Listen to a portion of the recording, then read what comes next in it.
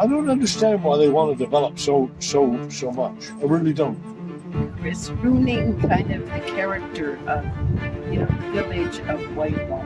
Even my parents' house, they bought it for like, I think $200,000, but if they were to sell it now, it would have been like $2.8 million. Since my parents grew up around here, they could afford one. I don't think I'm going to be able to unless it's an apartment or something. The population of the peninsula has grown too quickly as far as the services, the hospitals, the schools, etc., that can accommodate it. I've been here since '58. When you look out at the water, it's the same. When you turn around and look toward the land, it's changed. And it's not as friendly either. It's not as friendly. It's completely different, and I like it way better. I don't feel like people feel that kind of home, kind of togetherness thing that there once was. It's really built up really fast. It's getting really crowded and busy down here, and it's not that safe anymore. And what changed hands? Well, what I noticed is the restaurants have changed hands. In the future, we will be the ones who have to deal with all the problems this is going to cause. So on behalf of my entire age group, thank you.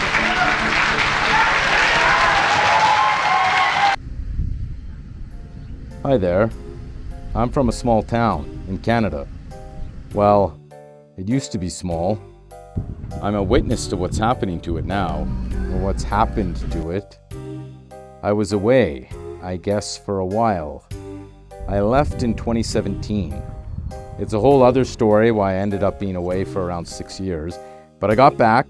I'm here, I said, but I got back in 2023. And it feels like I've been away 25 years. And in a way, I've returned to a different place. They say you can't come home again. But this, what is this transformation? We didn't want this. Who are all those people in this intersection? It wasn't like this before. My friend's family lives just a block from here. They used to, at least. I hardly saw anyone from India here when I left. A few years later, and it's crowds. I'm the only local on the bus. See those towers? They weren't there. We used to have a height restriction. That's one change.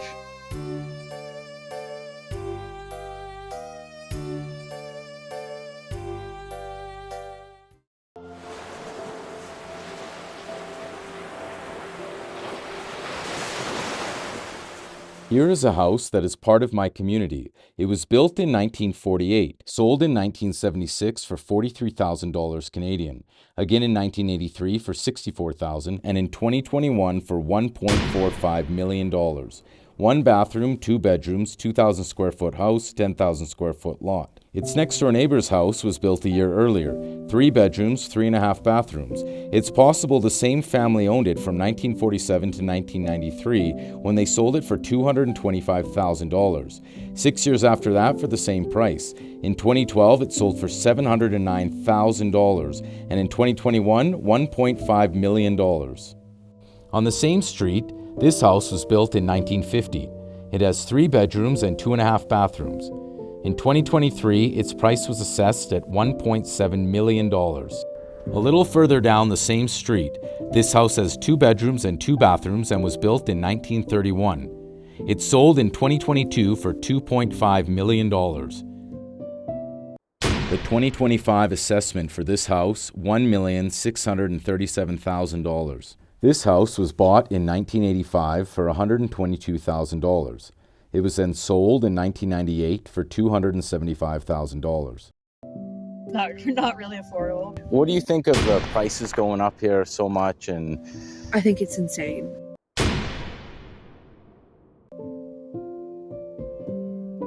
And it's becoming quite unaffordable. Do you think that it'll be sort of the children of the Canadian families here that have grown up ready to find a place of their own? Everybody's moving away because they can't afford it. So we have kids, adult kids, young adult kids that won't be able to afford living up here. Yeah. Do you think that's right? No. More than today, you used to be able to buy a house using money you earned from local work. Well, I was raised, born here. Years ago, a one-story house would have been $100,000, but today it would have been like around the millions. So yeah, it's a bit difficult to buy a house. Growing up on my street, the mums and dads were a salesman, an accountant, a store clerk, a teacher, a carpenter, a small business owner, and so on.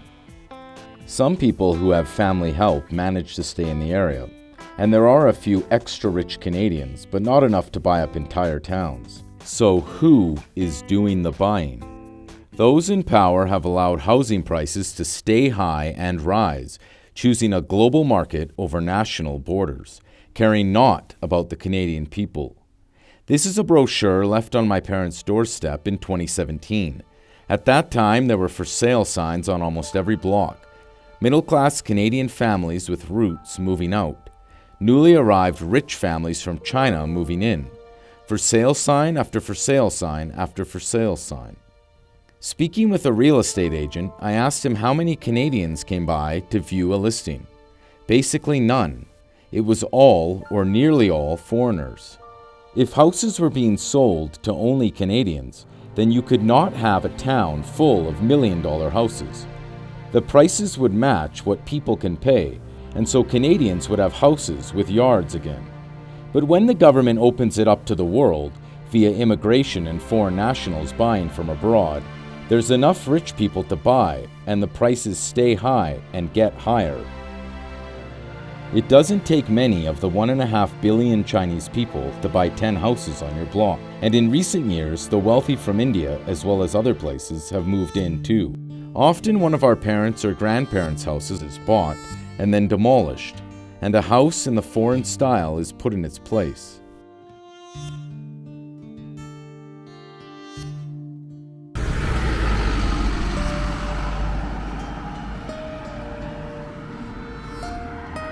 The one down on State, and to me, that's not nice. It's different. Cultures have their things.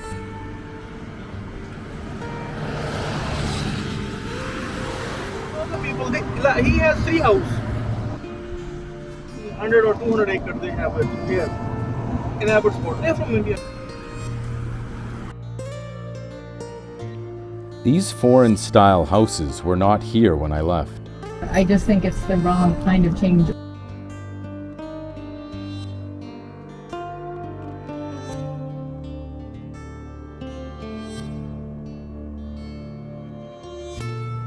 Do you feel like that's right? That people are being pushed out? Maybe people that grew up here, been here a long time, or even people that, yeah.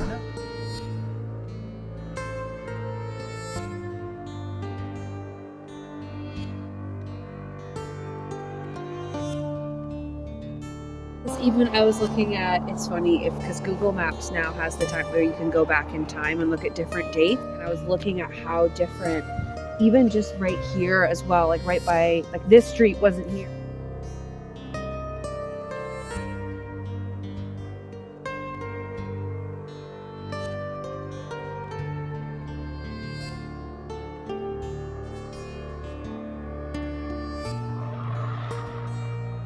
Lot sizes are also being shrunk to fit in more units on a previously single lot.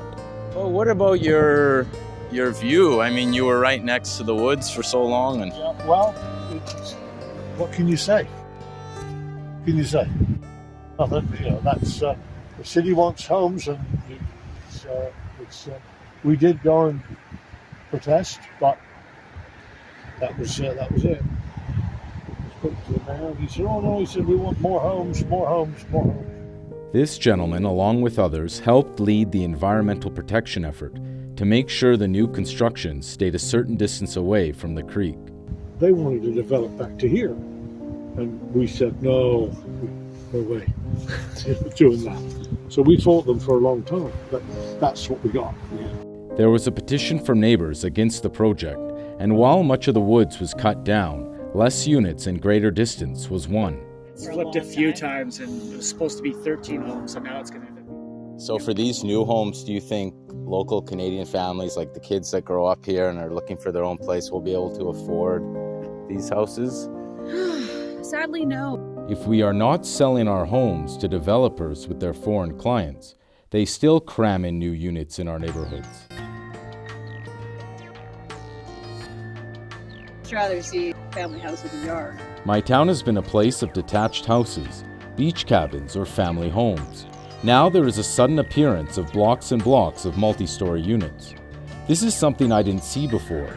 After being hit with the extreme population change, it is one of the next things I noticed, along with the towers.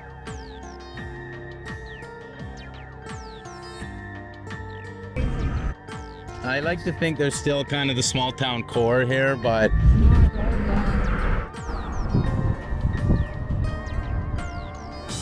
the problem is if we all move into apartments or townhouses, nobody wants to have a bunch of kids in those confined spaces. Imagine having kids in one of those blocks. What are you going to sit in the room all day? I've been away and then I came back and I'm shocked. Yeah, I know. This is a different way of living than life in a Canadian suburb that it's paving over. 101, 102, 103, 104.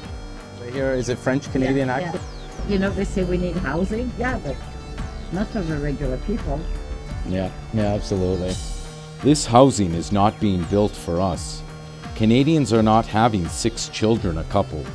We do not have this demand. This new town being built over our town is not intended for us.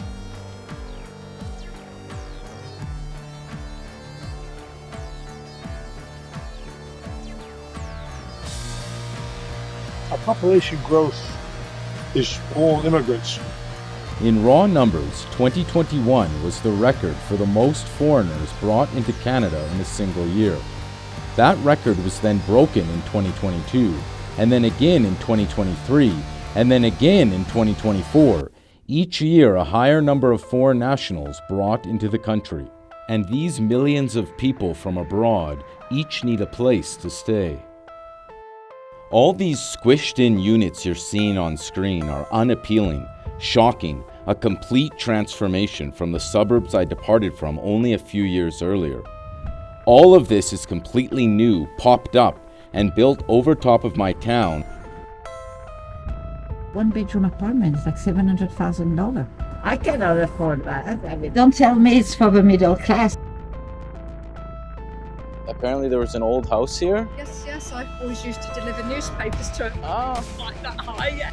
It's gone up and the next minute it was flattened. Rich people come in and the poorer Canadians have to get out. 100%. It shouldn't be that way. Right, and I grew up here, my parents already. All wrong politics, in my opinion.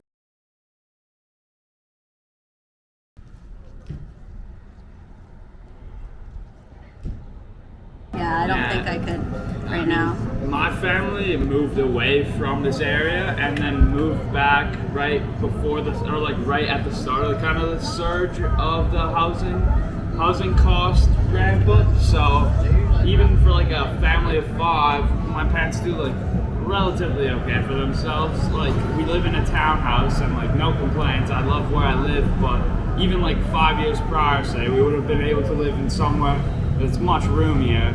And for like youth and like people my age, I'd say it's kind of a scary prospect, the idea of like affordability out here for sure. Like I know a lot of people are resorting to moving to the interior or more close to Abbotsford, Chilliwack, those areas. Yeah. Just cause like out here, it's just really not feasible when you're like in your early 20s, like looking for somewhere to like start a life and like settle down some roots. Yeah. So it's a bit of a daunting thing, but at the same time, like there's nothing really you can do. You just gotta put your head down and work more, make more. It's kind of yeah. The 3 of them quit because they say we cannot afford to live here. So something is very wrong. We just don't want all the Walmart of the world, you know. We need all the little guy. It's sad, it's very sad. Well, actually, it's really changed in the last 10 years.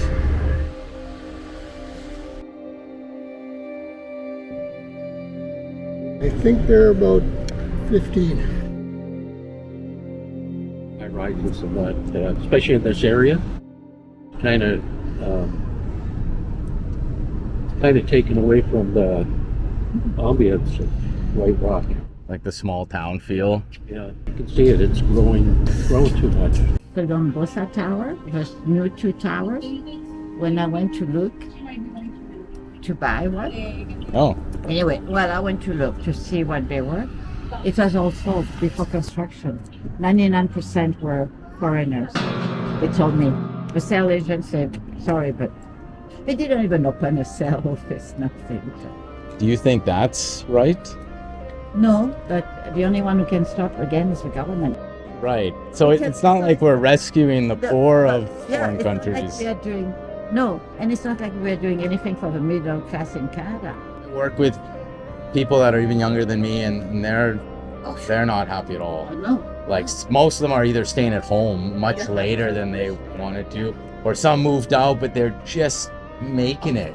Just making it. To have a really tiny place that they couldn't have a family, and so it's, people are struggling. Renting. That's changed too since 2017. The cost has gone up considerably. The overwhelming majority of landlords for places currently listed are not from here. So wealthy foreign citizens buy up our property and then rent out rooms to us so we can stay in our hometowns. The layout and decor in many cases are also not of my community. And another new thing that I never saw before, listings for half a room. You can rent some of the space in a bedroom, rent one of the mattresses on the ground, and the other mattress or mattresses will be other tenants in the same bedroom as you. And that can still cost you $600 a month. Newcomers bought one of the homes of my childhood friends. They now have their living room divided into 2 so-called bedrooms and have those listed for rent online. In my time back, someone suggested I rent half a room. Someone else suggested I live in a trailer park and rent an RV. Someone else shared the idea his friend had of living out of a car, to then possibly shower in public washrooms. I wonder how many people are doing these things now in my hometown. People who perhaps grew up when I did, went to my high school, perhaps went to the same university as me too. Locals are reluctantly moving, not only due to cost of living, but also quality of life, loss of community with demographic change. Some local people are being displaced from our town, from the area, and even from the province and the country. News reported that 1 in 2 young people and 1 in 3 people generally are considering leaving the province. Thousands already have. Many stay at home with their parents well into adulthood, depend on family to make it through. What about those without family support? Some of our people are pushed into other places.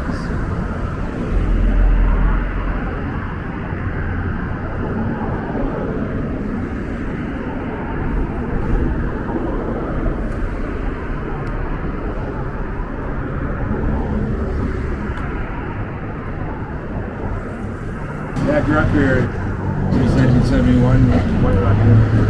Yeah, it's pretty different now.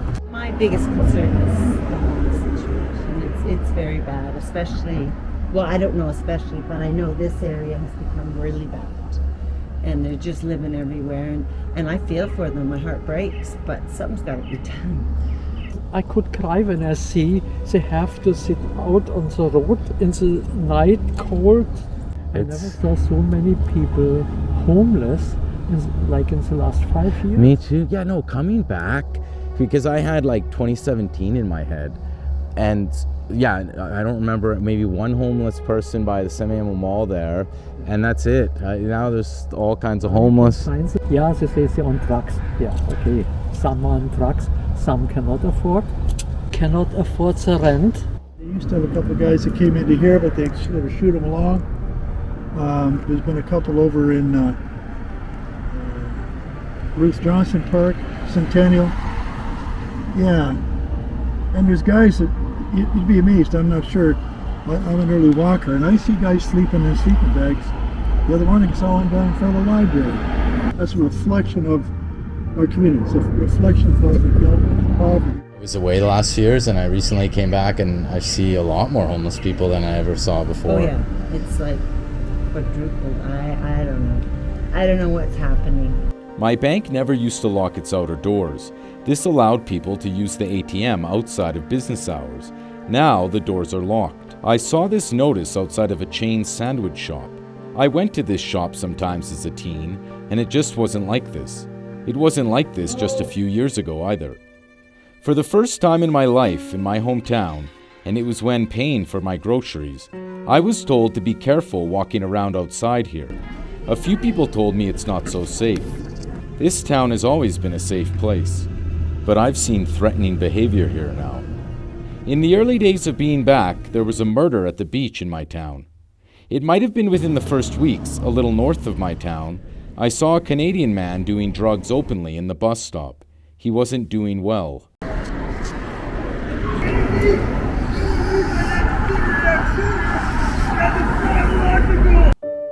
What do you think about the changes done to the town and the country over the past 5 or so years?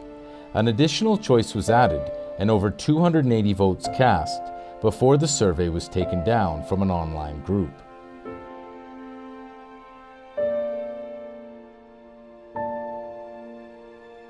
This is Windsor Square, forming part of Uptown. The name Windsor is shared with a place in England and with an English castle. Off of King George Boulevard, a highway named after one of our former kings, is a restaurant that serves Canadian food, with turkey, mashed potatoes, traditional Canadian breakfasts, sandwiches for lunch, Nanaimo bars, and date squares with the Scottish oatmeal crumb topping. And there are family pictures on the wall that show a connection to a local high school. Despite the homey Canadian decor and food, several of the staff members now are from the other side of the globe. The government sharply increased the number of foreign workers it brought into the country. The number of temporary residents was hiked up to above 3 million people, a record high for the country. Many temporary residents become permanent residents. I walked into my bank, and everyone from the front desk to the tills to the people in the cubicles, 100% staff from India. It was not that way before. On the main strip uptown, store after store after store has 100% foreign staff. I don't remember security guards walking around our main mall, or in the pharmacy, or any other places here. Now you see security guards all over, and all of them are from India. The demographics of our small local mall is much different now than it was in 2017, in both staff and customers. The building itself has also undergone some changes. I had a dispute in this mall recently, unlike any other I've had here before. This new customer service is often hostile and rude, and violates and clashes with the local culture. For the first time in my life in my hometown, someone working at my dentist's office was wearing a head covering, a hijab, and that was the same with the school bus driver who went past me. Before, I don't recall seeing one non-Canadian city bus driver driving around my town. Now, when I've ridden the bus, more than half the drivers have not been from this country. Many drivers are not so friendly like before. I've noticed that sometimes buses open their doors now before completely stopping. I'm riding around in a bus in my hometown, but increasingly in a foreign environment. This is what the bus driver was broadcasting on the bus.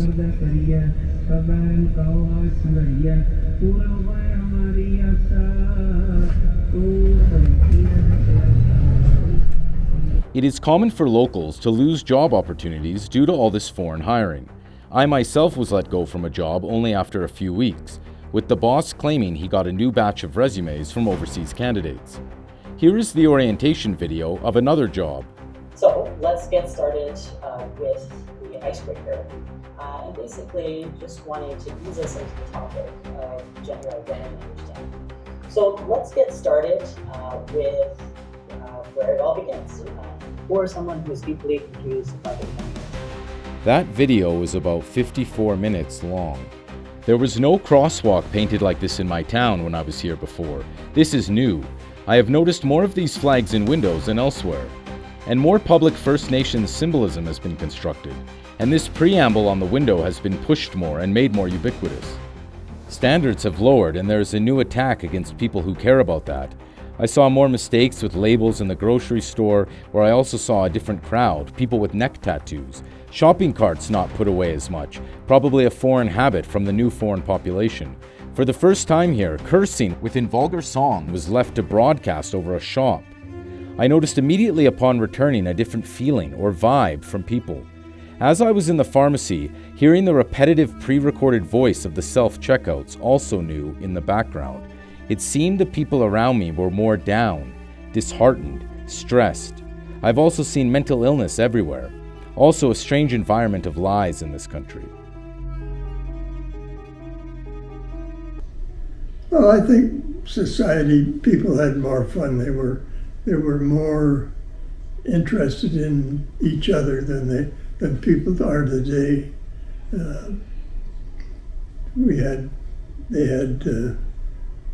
People used to come to our house on Saturday night and they'd sing.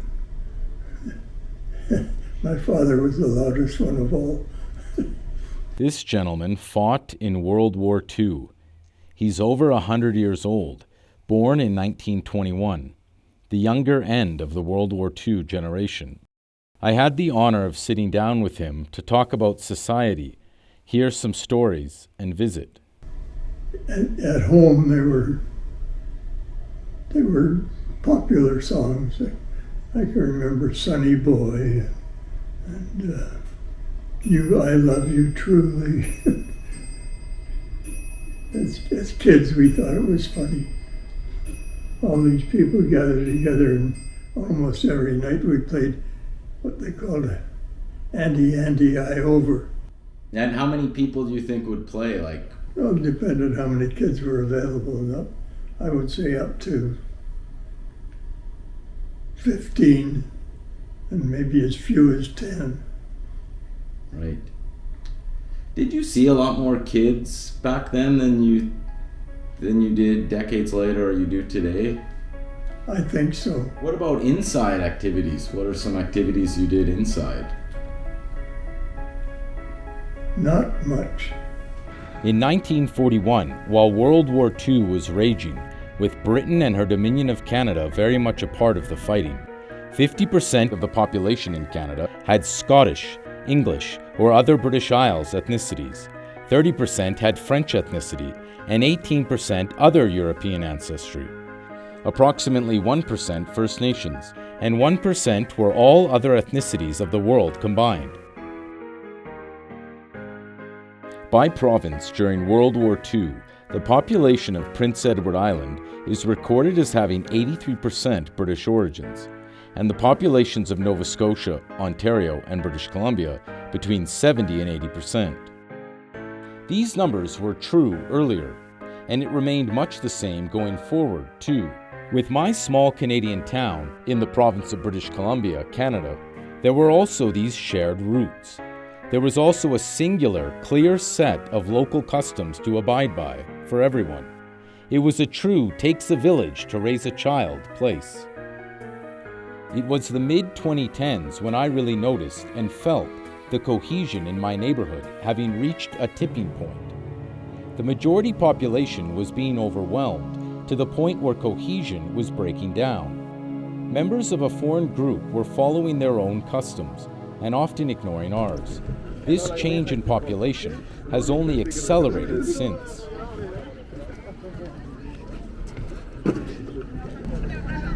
And I definitely think down at White Rock Beach, it's a really different feel down there that I don't care for so much. Yeah, I won't specify. It certainly changes because we've got, a huge population now. And yeah, there's too many, so yeah, in that regard, no, that's Well, certainly we've been here for a long time, and it has changed. It's hard to believe what's happened. We don't have the infrastructure for all these people. If it's already bad and now it's going to get more.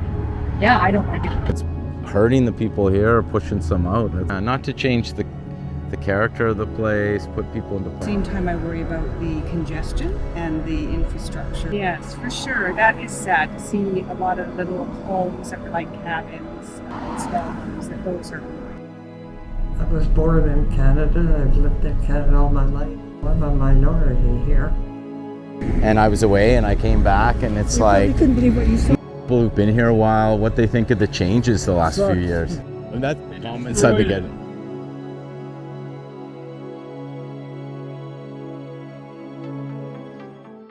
The opinion that the federal government is bringing in too few foreigners has never been a popular opinion, even when going back to the 1960s, the earliest data I could find. Yet, despite consistent Canadian opinion against bringing in a higher number, the government has increased the numbers again and again, and has been doing this for decades. Canadians have been against it. The government has been doing it anyway. Many of us are for maintaining our home. The year I left was the first time in my life I saw foreigners in this special local park in my neighborhood where I grew up. And now being back, sometimes that is every second person or more I see here. Before I left, I was sitting on a bench, and every Canadian that passed me smiled at me, said hello, and asked me how I was. I spoke a little more with one local. The foreign group ignored my greeting, and they ignored the greeting of another local further up the path. There are many stories and interactions like this, and this makes up the daily texture of life. Now, with so much destruction to our community, our customs and hometown ways of doing things lessen and even disappear altogether. It was more a Canadian community of different classes, and now it feels like it's just for the rich of the world. And then the other people are being pushed out or pushed into hardship.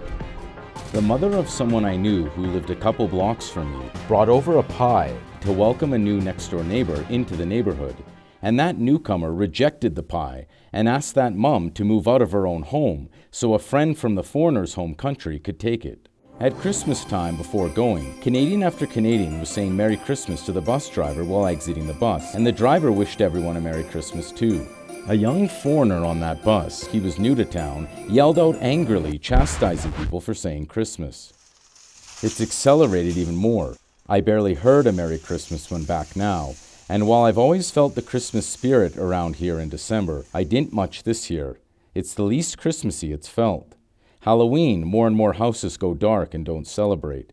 Now festivals from other religions are put on here for the first time.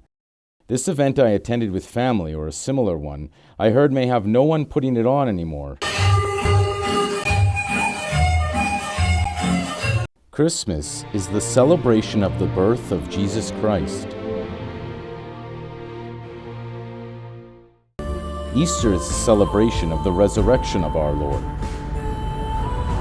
Oh yes, my mother was pretty tough on me.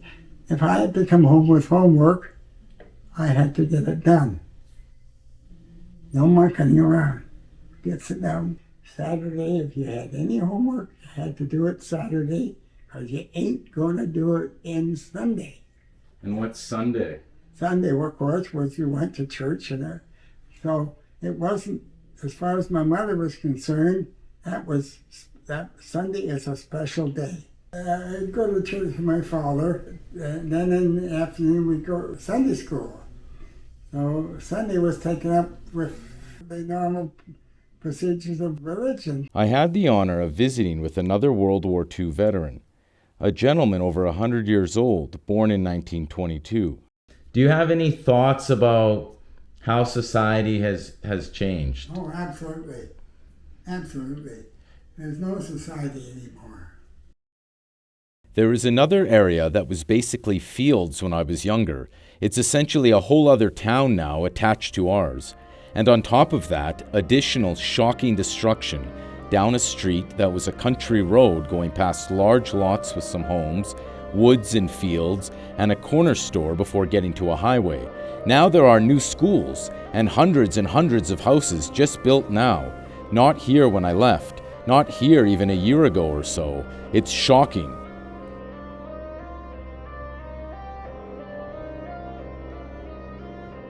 When you go up in behind there, it's just like, even when you get super high density. Just in behind the Grandview where 24th is, it's like barracks. Yeah, It yeah, looks it's like weird. barracks and bunkhouses.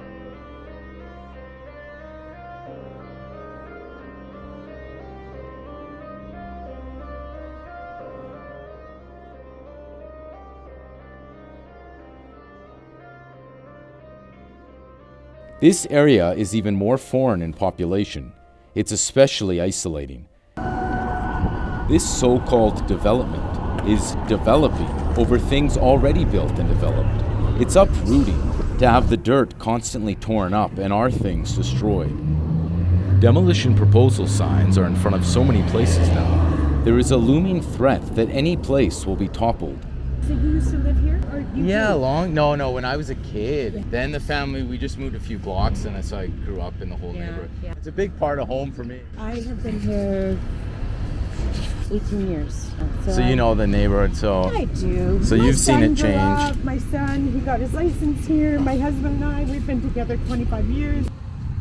Just, you know, I mean, not the arguments, also the happy times, Yeah, the memories. yeah. Yeah, no, you know what, I'm torn by it, but it is what it is. And it's just, the memories.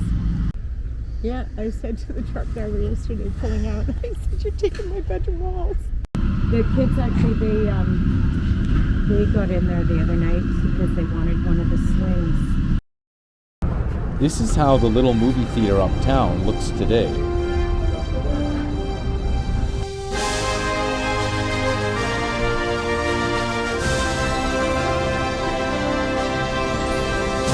Here is our familiar small-town library that is next to City Hall.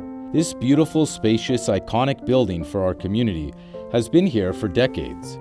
There are friendly librarians that have worked here for a long time. There is a proposal to demolish the library and City Hall and have them in a 12-story tower to be constructed elsewhere. I think the library is perfectly good where it is. And in this spot to put up 6-story condominium blocks. Here is one of my old schools. It's been demolished for condominiums, aptly named. In the schools, social studies curriculum has been changed. I've seen some of it close up, and it has been disturbing. They picked what they were interested in, not something the teacher said, I have to read this. You know, this one boy, I can remember reading a book. I don't know what the book was. It was something that had no interest to me. It was based on some kind of computer game. Every boy in the class, except one, had crawled over to listen to this one report. And I thought, wow, this is successful. I wanted to get kids interested in reading. I bumped into one of my elementary school teachers who has lived with her family in the area for a long time and has surely taught a lot of us over the years. Well, at first I taught in the 60s, 1965. I just graduated from UBC. Then I didn't teach again until the 80s. In between, I had 2 children and went back to university and took teacher training. In the 60s, they hired me sight unseen, no interview, and they hired my husband because they wanted me. In the 80s, I couldn't get a job. I substituted, then I taught part-time, and it took quite a few years before I got a continuing job. So what have been some changes over the years? Well, when I first started teaching, we were to read the Bible every day to the class and say the Lord's Prayer. I talked to 2 of my friends, younger friends that are still teaching. Something came up online and I just read a bit of it, and it talked about how the behavior is much worse since the pandemic. What does having so many ESL students do to the system right now, do you think? Well, one teacher told me, it's really lowered what she could teach in the class. They have to accommodate huge numbers. They are teaching some things at a lower level, which isn't really fair to others, just, others that grew up here and speak English well. I liked the town much better when it was small. We bought property in 1968. On my street, there used to be a community get-together once a year. Right. And that ended years ago. I don't know many of the people on my street. They always say, oh, population need more and more and more and more housing.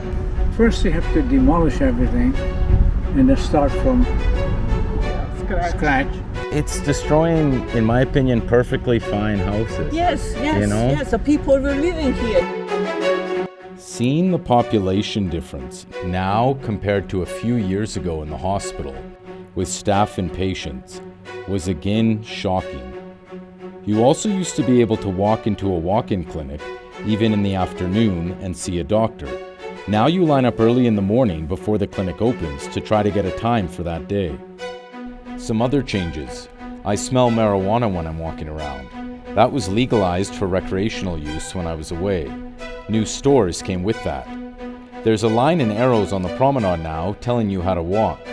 If I want to grab a hot chocolate or a coffee and pay cash and use a $10 bill, those in power these days changed the bill, removing our first Prime Minister and Scotsman Sir John A. Macdonald from it, and replacing him with someone else.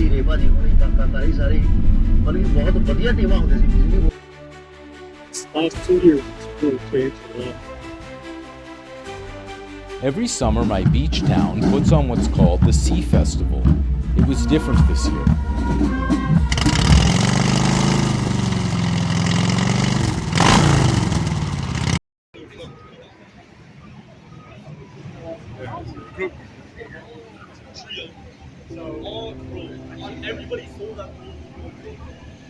I know people move away, they come here, they go. Our home here is where we grow up, absorb what is around us, learn, receive from our elders, and pass down to our next generation. That link has been broken to such a large extent. This is often where we make our friends, where many meet their spouses and raise children. And when we're in a crowd of 20 to 1, or 99 to 1, foreigner to local, it keeps us apart from each other, separated and isolated in a crowd. It deprives us of our community. It determines a lot in many people's lives, and changes lives and changes families. It's also, in a way, not really being home. There is one side of my hometown that has been less changed, and I hope it stays that way, and parts of it I haven't even looked at. I've looked away, closed my eyes on the bus as it drives through. Sometimes you want to keep the images in your head from before all this destruction.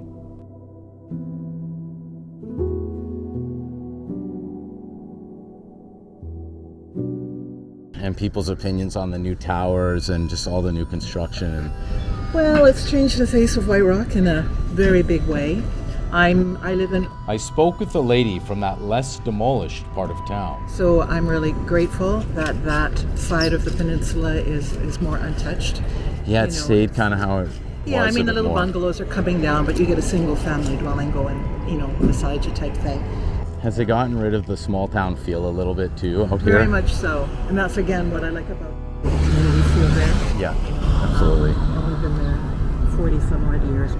Yeah, it's changed just in the last few years too. Very much so. I'm so. trying to, yeah. In another town, a 30 or so minute drive away, they're experiencing the same thing.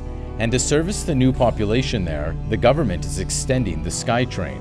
They decided to have it run right through an iconic Canadian restaurant. The first of this restaurant chain was created in Vancouver proper in 1928, and this location has stood here for 44 years. It was a drive-in. Another perfectly intact building being destroyed. Yeah, we're sad. It's sad. Yeah. Exactly. Talking to the staff in there, they're sad as well. Yeah. I've done the drive-in. When my kids were small, we'd come to the drive-in all the time. I'm like, this is terrible. They're developing too much, right? Yep. The development's been, we don't want it, It's horrible. Yeah. Like, all those beautiful acreages, and now there's townhouse and homes and It's little one tiny thing if gardens. we wanted it, but, we repeatedly don't want it. And then they're talking about, apartment blocks here. Are they crazy or what?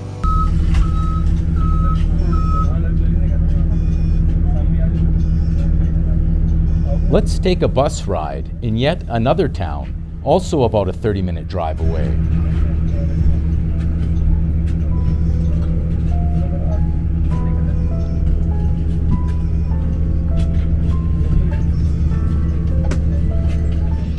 You see around here vans filled up with foreign laborers. This is a farm town with local farm families going back to the 1800s. Talking with locals there, they were visibly upset discussing the coming destruction to their town. Unwanted proposals relentlessly pushed, despite knowing we don't want this change. Something else that stood out to me in this town, a report line. Are you complaining about the government-imposed changes around town? Do you have what the government thinks of as incorrect opinions? Do you know a neighbor you may want to report? Thank you for calling the Racist Incident Helpline. Where does it go after I report? We're United Way, but we're funded through the Attorney General's office, so the reports are for the Attorney General. Even like overhearing a conversation of someone's opinions? If it's constituted as racist, yes. Here is the center of this town. This was much like my hometown center before the changes. I feel good being here.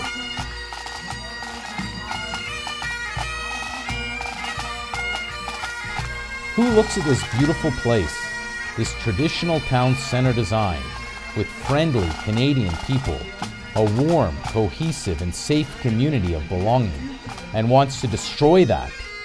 I don't want this destroyed. We want this left alone. This is ours. It is set to be bulldozed and transformed, and that should be stopped. They call the destruction of our small town centers a revitalization. We never voted for nor wanted the first tower, and when towers were proposed for our main street, we the town spoke out against it.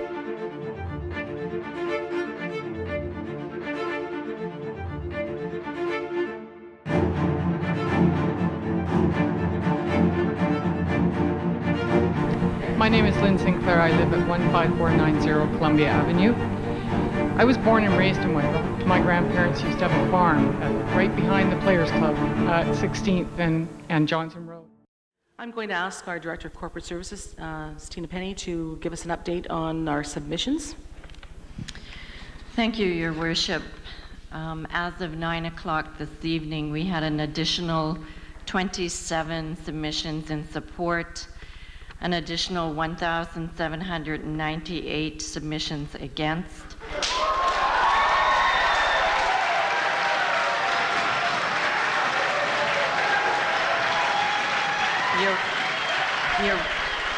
Your Worship, there was also 7 submissions just providing comments. We're forced to react to a proposal that had no business being here in the first place. It's a violation of our community plan. Until we decide as a city what we want for our city, that proposal never should have come forward. I'm for proposals that do not fundamentally alter the village character that we have in White Rock. I don't know if you're calling me. I'm Hazel Uchik. Is that it? You? Okay.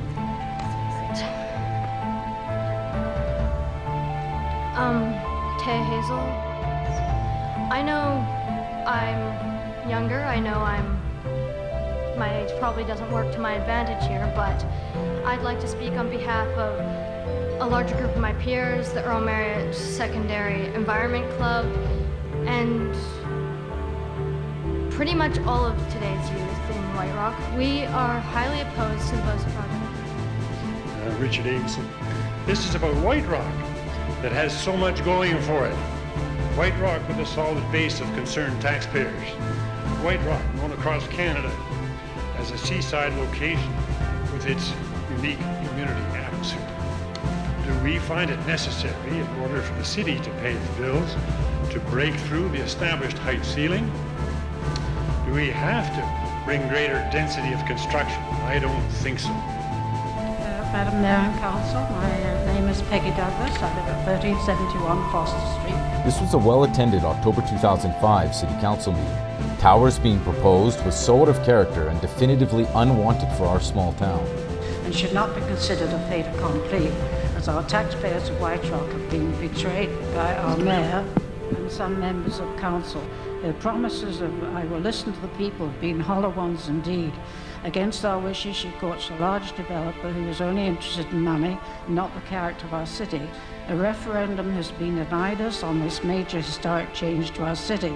Meanwhile, the citizenry will lose out on the small town ambience of White Rock that most of us hold so dear. It would destroy the fabric of our community. Hi, my name is Debbie McGuire. Should this development proceed, my family will be looking for a new place to call home, as will my neighbor and my parents.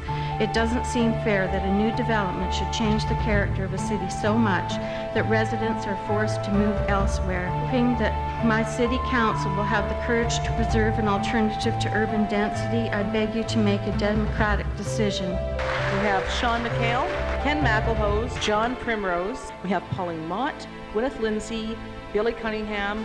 White Rock has never faced a project this big. Democracy is defined in Webster's dictionary as a form of government for the people by the will of the majority of the people. It was clear where the town stood. At that time, everyone I knew was against the proposed towers and was for keeping our small town intact. Small town, not metro town, was the slogan of a community action group that formed. This public hearing was broadcast to family living rooms across South Surrey and White Rock. It gives me great joy to see this community come to life. It saddens me that we come to this level, to this point, with this development issue. I too am a parent. I'm a homeowner at 14757 Marine Drive. It's not all of us that will be here in the next 100 years to see how the footprint holds up. The legacy that you are represented to leave for our children, for our future, is important to each and every one of us. A comment was just made about the heart dying out of our community. I do not think the heart is dying out of our community. We just have to get through this. People don't want the high-rise in the city.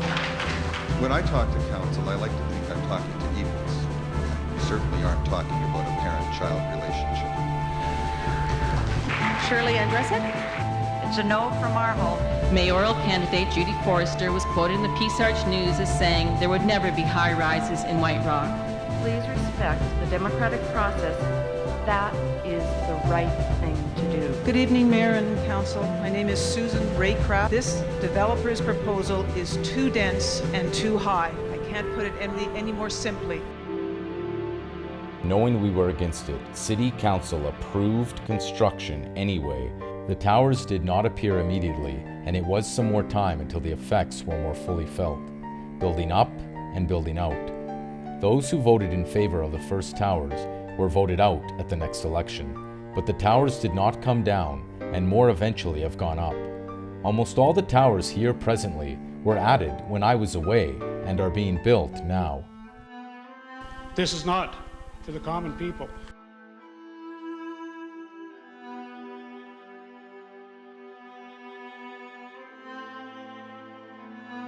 It's immoral to bring in all these foreigners and build all this housing for them, demolishing our towns in the process.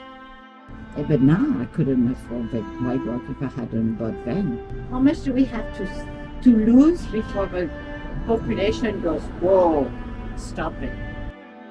House by house, it's being taken from us.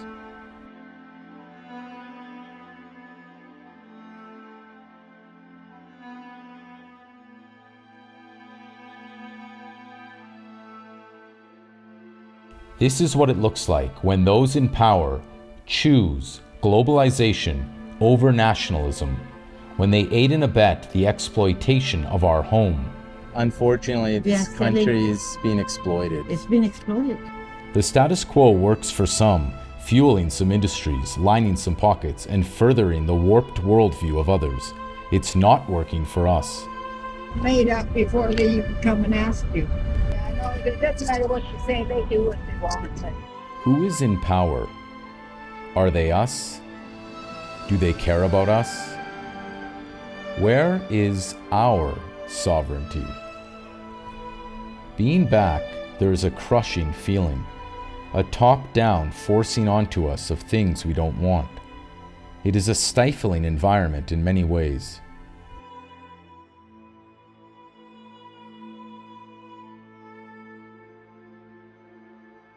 Six and a half years or so away, I've returned. It's a very odd feeling to see foreigners from the other side of the globe walking around now in my very local neighborhood streets.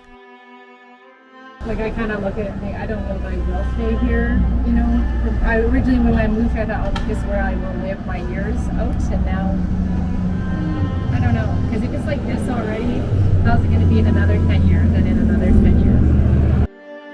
Housing for foreigners, jobs for foreigners, locals get displaced. That's not right. Go to BC, I'm done here.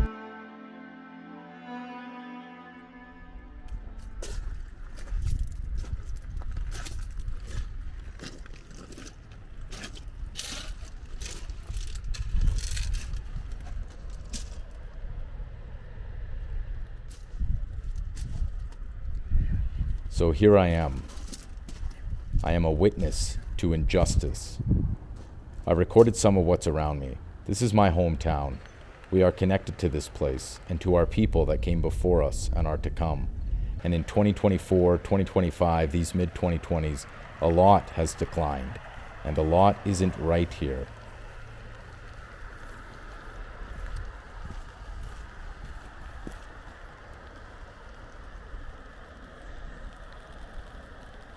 We are a people, we have traditions, we have a culture, and this is our home.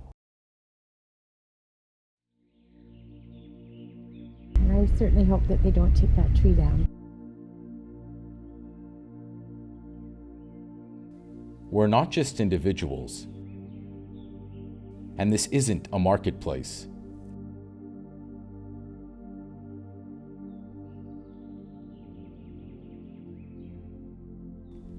No matter how many of us are pushed out, have sadly passed, moved, or are the one in a crowd of another 99, we are the locals, and this is our home.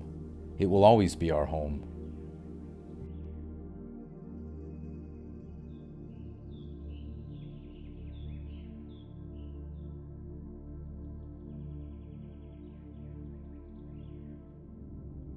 We don't want our town destroyed, our houses demolished.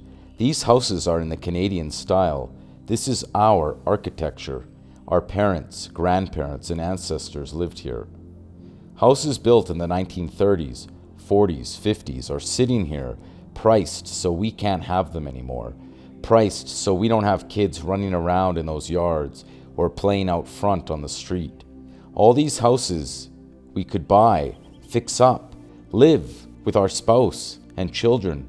Instead, they sit there, waiting to be unnecessarily bulldozed, so multi-unit buildings can be put over top and sold to the foreign market. I also think that White Rock was really built on these really different and unique houses. And I think it should kind of stay that way.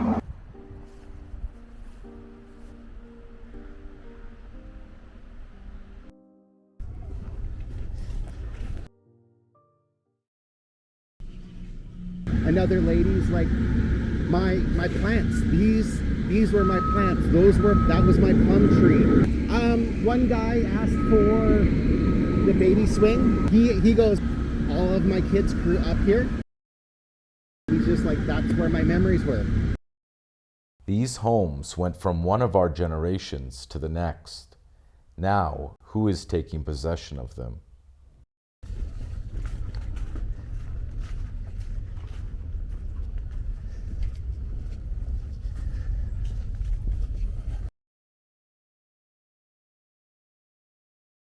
Connor McGuire.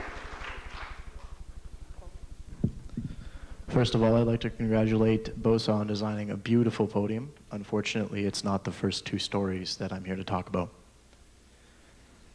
At first, the BOSA proposal didn't worry me at all. I knew after a simple referendum, the answer would be heard loud and clear. These buildings are too high and too dense.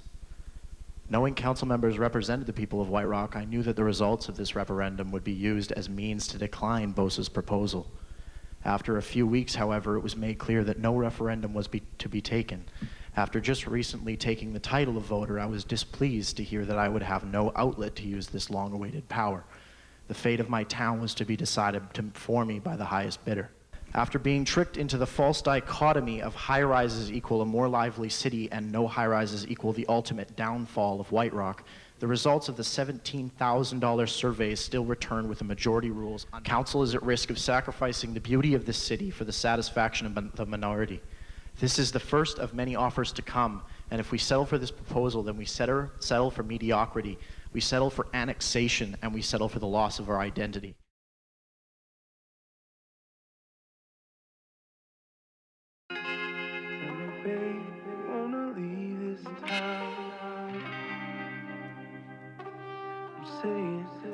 If you wanna go, I'm down. 'Cause I will make a bigger thing.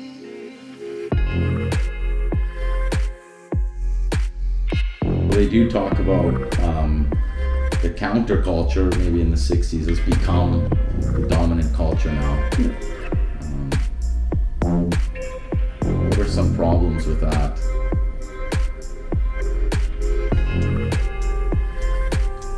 You know what they say, the world's going to hell in a handbasket.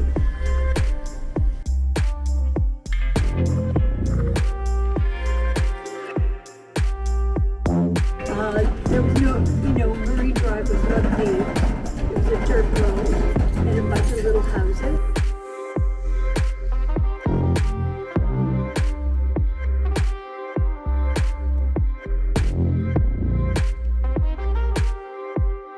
He's the architect and you're the developer. Yeah. I would love to just jump in for a minute, sorry, just to introduce the developer. This is Anwar Damra.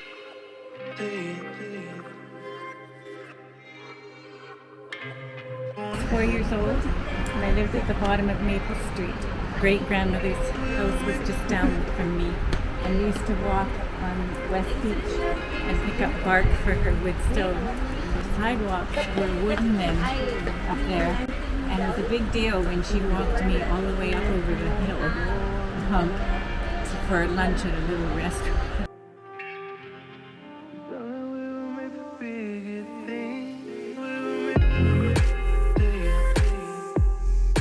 I moved here when I was 7.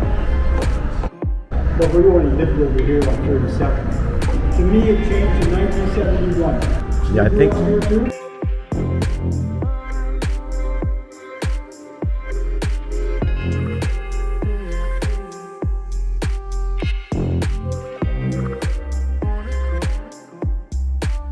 When we bought property in 1968, there was no traffic light in the area, nowhere in White Rock, nowhere in South Surrey. Can you imagine it now without any traffic lights? The first one went in 1969 at 152nd and 16th. That was, I remember when my husband, we had the property, and he said, you know, they really need a traffic light there. It was a 4-way stop, and it was a very busy one.